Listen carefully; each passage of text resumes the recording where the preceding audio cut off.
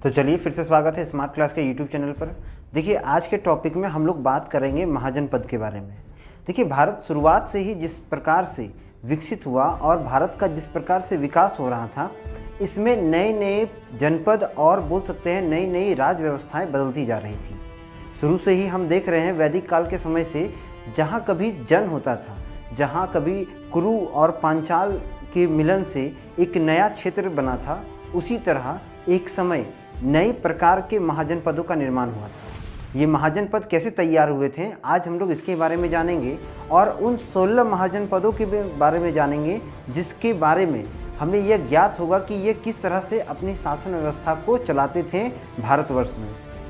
देखिए 6ठी शताब्दी में बहुत सारे परिवर्तन हो रहे थे भारत में, चूँकि यहाँ आर्यों का आगमन हो चुका था और जो कबीले अब जन बन चुके थे वो अब एक बोल सकते हैं कि जनपद में तब्दील हो रहे थे। लगातार विस्तार होते जा रहा था इन क्षेत्रों का और इन्हीं क्षेत्रों के विस्तार के कारण बहुत सारी मात्रा में ऐसे साम्राज्य और ऐसे पदों का निर्माण हो रहा था जो महाजन पद की ओर इंगित किया जा रहा था। तो हम यह कह सकते हैं कि जिस प्रकार से 6ठी शताब्दी में आर्यों का एक धर्म चक्र या बोल सकते हैं कि एक परिवर्तन हो रहा था, ये महाजन पद को तैयार कर रहा था। देखिए अब यहाँ दूसरा पॉइंट ये है कि महाजन पद के साथ साथ यहाँ धार्मिक रूप से भी कई बदलाव हो रहे थे। जहाँ ब्राह्मणवादी नीतियाँ जो थी वो बदल रही थी और लगातार कई नए नए तरह के कर्मकांड और विधि व्यवस्थाओं का उजागर हो रहा था। बहुत से अन्य विरोधी ताकतें जो थी वो उत्पन्न हो चुकी थी। जैसे एक और जहाँ महाजन पदों के कारण या बोल सकते हैं महाजन पदों के निर्माण के कारण आप आर्य समाज के पुरोहित या ब्राह्मणवादी नीतियाँ बढ़ रही थी, वहीं दूसरी ओर इसके विरुद्ध बौद्ध तथा जैन धर्म भी 6ठी शताब्दी में विकसित करना शुरू कर देता है। तो इस तरह से हम कह सकते हैं कि उस समय काल में अर्थात 6ठी शताब्दी में बौद्ध धर्म संगति और जैन धर्म संगति का भी उदय हो चुका था। देखिए राजा जो था कभी एक समय एक जनपद का बोल सकते हैं नेतृत्व करता था, लेकिन जिस प्रकार से राजा की ताकतें बढ़ी अब वो एक महाजनपद का नेतृत्व कर रहा था और इसी नेतृत्व के कारण 16 महाजनपद जो था वो भारत में तैयार हो चुका था। देखिए वैदिक सभ्यता में भी हमें बहुत सारे ऐसे साक्ष्य मिलते हैं जिससे हम यह कह सकते हैं कि महाजनपद जो थे वो धीरे धीरे फैल रहे थे। उसी तरह बौद्ध धर्म के कई ग्रंथों में भी अर्थात अंगतुर नाम का एक ग्रंथ या निकाय है जिसमें महाजनपदों के बारे में विश्लेषित से जानकारी मिलती है। इसकी कई जानकारियाँ अभी भी अधूरी है क्योंकि उस समय के जो भी साक्ष्य थे वो पूरी तरह नष्ट हो चुके हैं और इतिहासकारों के अनुमान के अनुसार भारत में 16 महाजनपद थे। ये महाजनपद जो थे ये पूर्व से लेकर दक्षिण के कुछ ही क्षेत्रों में फैले थे। यह दक्षिण के अंशुक नामक स्थान तक फैले हुए थे। काशी, कौशल और अवंती, साथ ही साथ मगध, ये ऐसे जनपद थे या बोल सकते हैं ऐसे महाजनपद थे जो बहुत ही प्रसिद्ध हुए थे।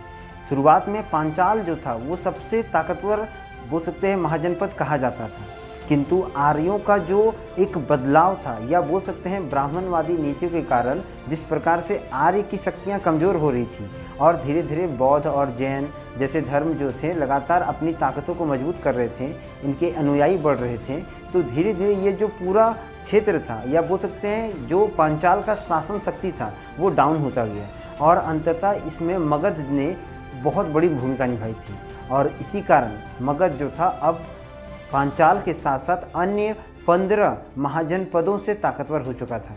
तो पहले हम लोग ये जान लेते हैं कि 16 महाजनपद कौन कौन थे और इसकी कुछ विशेषताओं को हम लोग जानेंगे। इसके बाद हम लोग जानेंगे कि वहाँ की राज्य व्यवस्थाएँ किस प्रकार की थी तथा वहाँ किस तरह से कृषि व्यापार और अन्य चीज़ों को किया जाता था। कि महाजनपद में अगर हम लोग शुरू करते हैं भारत के पूर्वी क्षेत्र से तो सबसे पहले अंग का नाम आता है। अंग महाजनपद जो थी इसकी राजधानी चंपा थी और चूँकि यह भारत के पूर्वी क्षेत्र का पहला महाजनपद था तो यह बहुत ही एक तरह से उत्कृष्ट था। यहाँ पर बहुत अधिक मात्रा में ऐसे साक्ष्य मिले हैं जिससे ये पता चलता है कि आर्यों का जो पहला साम्राज्य स्थापना जो था वो अंग प्रदेश से हुआ था। वर्तमान में यह क्षेत्र मुंगेर और भागलपुर के अंतर्गत आता है, तो इस तरह से यह बिहार के क्षेत्रों में फला फूला था। इसके बाद दूसरा जो है वो मगध है। देखिए मगध बहुत ताकतवर राजा, एक तरह का राज शासन तो था ही, किंतु उस समय प्रारंभिक काल में यह उतना ताकतवर नहीं था। यह एक सामान्य जनपद था या महाजनपद था।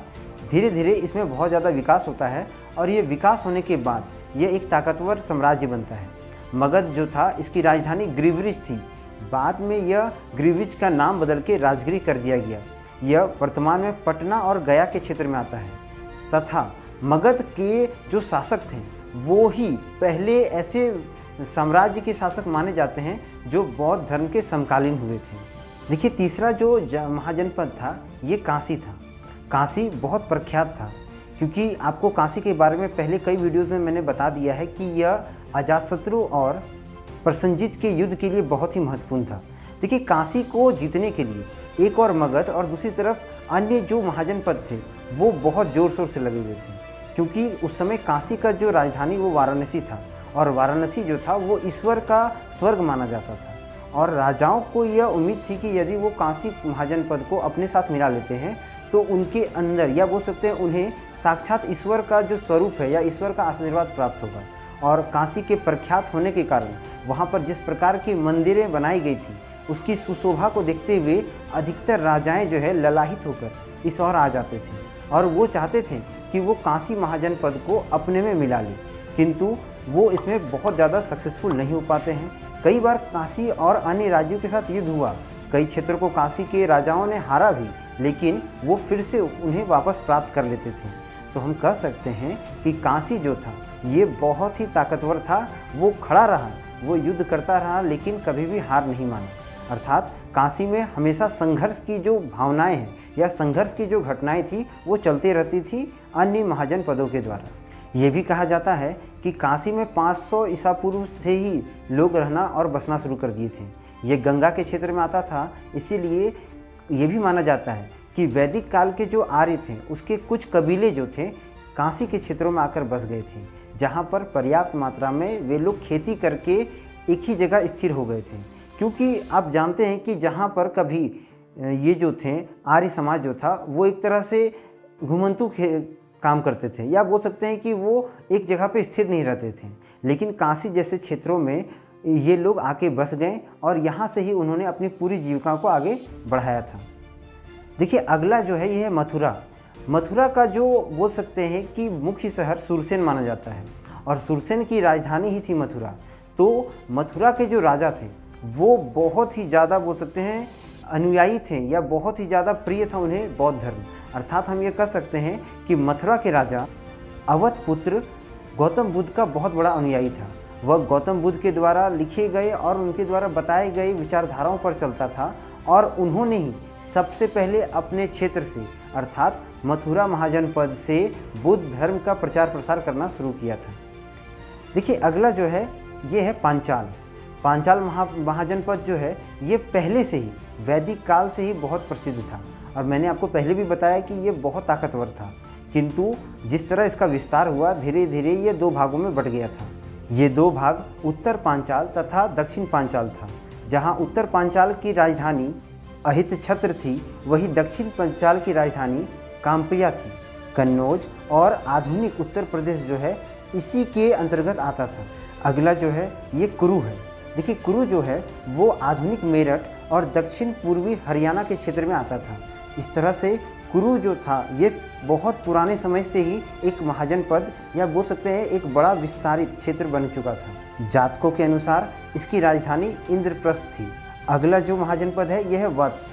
देखिए वत्स की राजधानी कौशाम्बी थी और इसका जो वर्तमान क्षेत्र है यह इलाहाबाद के नज़दीक माना जाता है। वत्स लोग वही लोग थे जिन्होंने हस्तिनापुर को छोड़कर कौशाम्बी और कुरु जैसे क्षेत्रों में पनाह ली थी और बाद में यह वत्स क्षेत्र में आकर बस चुके थे। देखिए वत्स लोगों का जो ये कौशाम्बी क्षेत्र था ये बहुत पसंदीदा था।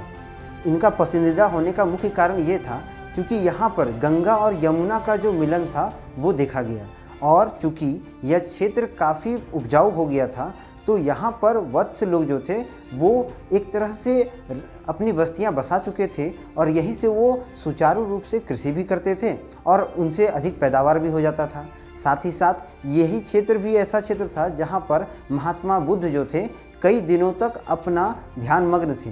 5वीं शताब्दी में यहाँ पहली बार मिट्टी के द्वारा किलेबंदी की गई थी, अर्थात वहाँ के जो महाजन पद थे या बोल सकते हैं वत्स महाजन पद को सुरक्षित रखने के लिए पहली बार मिट्टी के किलेबंदी करके उस राज्य को सुरक्षित रखा गया था।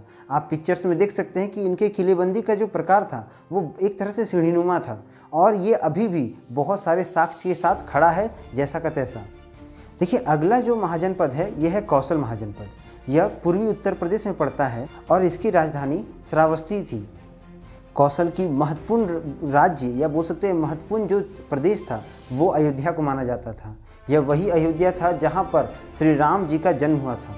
तो राम कथा का जो पूरा चलन और जो पूरा कहानी है ये कौशल में ही लिखा गया था और कौशल से ही वो सभी घटनाएं शुरू हुई थी जहाँ पर राम जन्मभूमि या बोल सकते हैं जहाँ श्री राम का जन्म हुआ था। देखिए यहाँ बाद में शाक्यों का आगमन होता है और शाक्यों ने जब युद्ध किया और यहाँ पर अपना जीत हासिल कर लिया तो उन्होंने अपनी राजधानी को बदल लिया और उन्होंने एक नई राजधानी जिसका नाम पिपरहवा था, जिसके बाद यहाँ से मात्र 15 किलोमीटर के दूर पर गौतम बुद्ध की जन्मस्थल लुम्बिनी को देखा गया है। इस तरह से एक साक्ष्य मिलता है कि इसी समय लुम्बिनी में भी गौतम बुद्ध का जन्म हुआ था और ये महाजनपद जो था ये गौतम बुद्ध के भी जन्मस्थल के कुछ क्षेत्रों के अंतर्गत आता था। अगला जो महाजनपद है ये चेंदी महाजनपद है। यह यमुना नदी के किनारे बसा था और वर्तमान में यह बुंदेलखंड के नाम से प्रचलित है। यह महाजनपद जो था यह भी काफ़ी उपजाऊ माना जाता था। जिस तरह काशी और अन्य महाजनपद थे उससे ज़्यादा यहाँ पर खेती होती थी तथा कृषि व्यवस्था यहाँ की अन्य महाजनपदों से बहुत ही ज़्यादा खूबसूरत थी। चेंदी महाजनपदों में बहुत ज़्यादा मात्रा में फूल और फल लगाए जाते थे। यह चूँकि ज़मीन बहुत ज़्यादा उपजाऊ थी इसलिए यहाँ पर राजा को जो टैक्स मिलता था ये भरपूर मिलता था और इसकी किलेबंदी जो थी वो अन्य राजधानियों और अन्य महाजनपदों से बहुत ज़्यादा और बहुत ताकतवर थी। अगला जो महाजनपद है यह अवंती महाजनपद है। यह महाजनपद मालवा और मध्य प्रदेश के क्षेत्र से मिलकर बना था। तो हम ये कह सकते हैं कि अवंती का जो निर्माण हुआ था यह मालवा के कुछ हिस्से और मध्य प्रदेश के कुछ हिस्सों से मिलकर तैयार हुआ था। देखिए अवंती के दो भाग थे, एक और उत्तरी अवंती और दूसरी ओर दक्षिणी अवंती। जहां उत्तरी अवंती की राजधानी उज्जैन थी वहीं दक्षिण अवंती की राजधानी माहिष्मती था। आपने एक फिल्म देखा था बाहुबली, उसमें माहिष्मती का नाम जो था वो बहुत प्रचलित था। उसी तरह दक्षिण अवंती जो था यह वही माहिष्मती था जिसका उल्लेख हमें कुछ मूवीज़ में देखने को मिलता है। इन दोनों प्रदेशों के बीच लगातार युद्ध होते रहते थे, किंतु उत्तरी बोल सकते हैं कि अवंती का जो भाग था वो बहुत ताकतवर था, इसलिए उसने माहिष्मती साम्राज्य को पूरी तरह नष्ट कर दिया था और अंततः उज्जैन का शासन जो तंत्र था वो माहिष्मती तक फैल चुका था। देखिए उज्जैन के जीतने का मुख्य कारण ये था कि उज्जैन में पहली बार लोह युक्त जितने भी हथियार थे वो तैयार हो चुके थे। अब यहाँ पर लोहे द्वारा युद्ध किया जाता था और उज्जैन के लोगों को लोहे के द्वारा किस तरह से हथियार बनाने हैं और किस तरह से उनका उपयोग करना है ये सभी जानकारियाँ थी। और आप जब एक अत्याधुनिक हथियार को तैयार करते हैं और उसे चलाने का विधि आपको पता है तो आपके सामने जितने भी पुराने हथियार होते हैं वो कमज़ोर पड़ जाते हैं। इसी का फ़ायदा उठाकर उज्जैन साम्राज्य या बोल सकते हैं कि एक तरह से अवंती का एक भाग जो था उसने बहुत ज़्यादा ताकत प्राप्त की थी और अपने हथियारों की मदद से माहिष्मती को हड़प लिया था। देखिए कल के वीडियो में हम लोग जानेंगे और अधिक महाजनपदों के बारे में। तब तक के लिए चैनल को लाइक करें, शेयर करें, सब्सक्राइब करें। वंदे मातरम, भारत माता की जय।